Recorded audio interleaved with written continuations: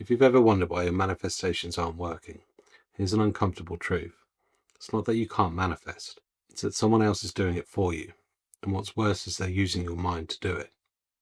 You see, every second you spend consuming news, scrolling social media, reacting to outrage, or being bombarded by advertisements, you're placing your attention, the very key to reality creation, into the hands of someone else. And what's worse is they know exactly what they're doing. Governments, media companies, schools and corporations, they're all playing the same game. They've spent decades learning how to direct your focus, because where attention goes, energy flows, and where energy flows, reality grows.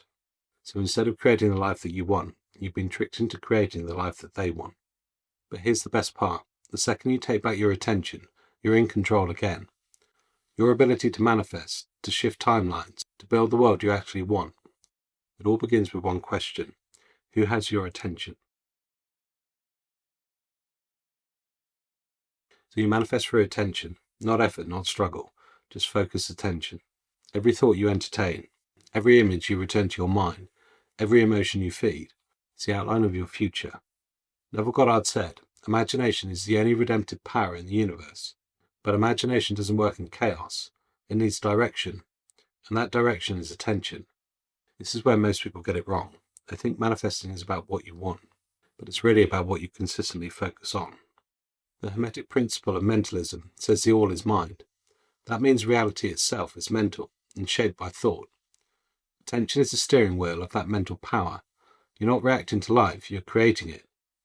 But the moment you hand over your attention, you're also handing over the keys to your reality. It's like building a house and letting someone else pick the materials, the layout, even the location, and then wondering why it doesn't feel like home. Attention is your most sacred resource, and it's not infinite. So the question isn't whether manifestation works, it's who's doing the manifesting through you. So let's be honest, this didn't happen by accident. In the early part of the 20th century, governments and corporations began to study psychology, propaganda and advertising. Figures like Edward Bernays, the nephew of Sigmund Freud, literally wrote a book on manipulating public opinion. His techniques are still used today in politics, media and marketing. And why is this? Because if you control attention, you control perception. And if you control perception, you control manifestation. Schools were designed not to teach you to think freely, but to create obedient workers. The curriculum rarely encourages imagination or self-direction, two core ingredients of conscious creation.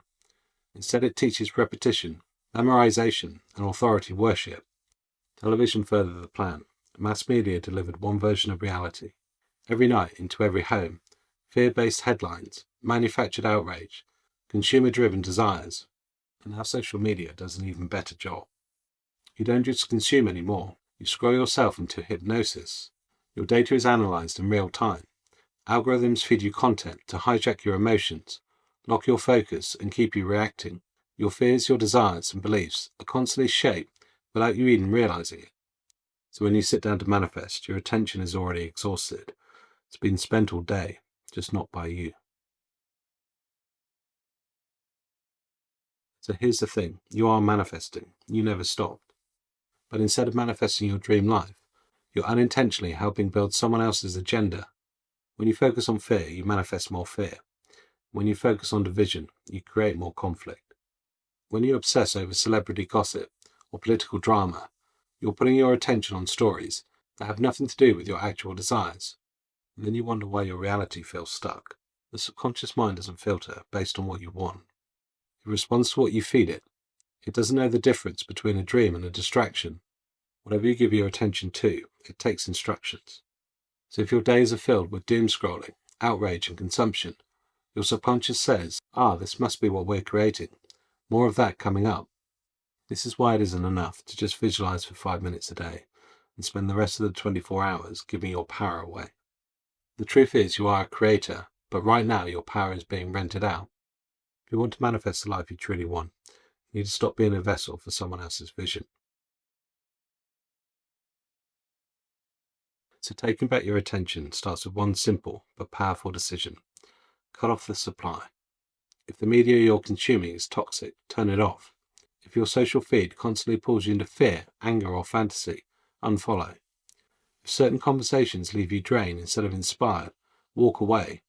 Every channel that pours into your mind is either strengthening you or weakening you. The first step is deciding that you're no longer going to feed yourself with the things that rob you of clarity, peace, and power. This isn't about hiding from the world or pretending negativity doesn't exist. It's about reclaiming your mind as your own. For too long, most people have been conditioned to believe that their attention belongs to whoever shouts the loudest. But it doesn't, it belongs to you, but you must claim it. Start small, dedicate 1 hour a day just to you. No input, no scrolling, no background noise, just you. Use this time to meditate, to journal, or to simply sit in silence. In that stillness, your mind begins to recalibrate, to detox from the constant stream of external influences, and to realign with what you actually want. From there, become deliberate about what you do feed your mind. Read books that expand your perception. Watch content that reminds you who you really are and what you're capable of. Surround yourself with people that speak life, vision, and possibility, not those that reinforce limitations. Then comes focus. Choose one vision, one clear desire. Return to it again and again. See it, feel it, imagine living from it.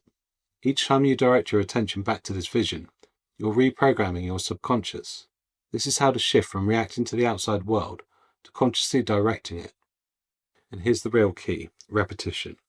You see, your attention is like a muscle. The more you train it, the stronger it gets.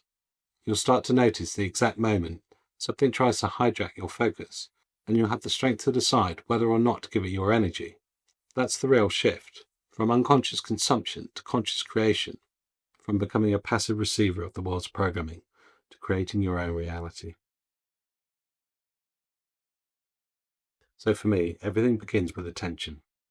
Your mind is like a projector, and whatever you focus on is the film you load into it.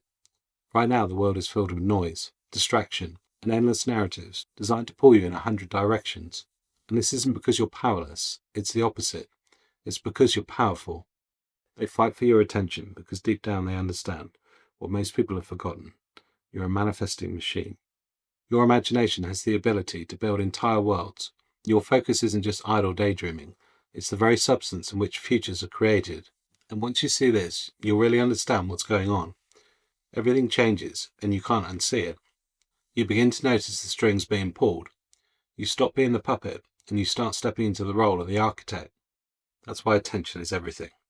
Next time you find yourself consuming or scrolling, just ask yourself, is this helping me build the life that I want, or is it helping build someone else's? That simple question is enough to snap you out of autopilot and put you back in control. Because the truth is, you've always been manifesting. Every thought, every focus has been shaping your reality. Now it's simply time to do it consciously and finally do it for you. I hope you enjoyed this video. If you did, don't forget to like, share, leave me a comment. I always love hearing from you guys. If you're new to our channel, don't forget to subscribe and join this community of like-minded people. As always, thank you so much for your engagement and support. I look forward to seeing you on the next video. Bye for now.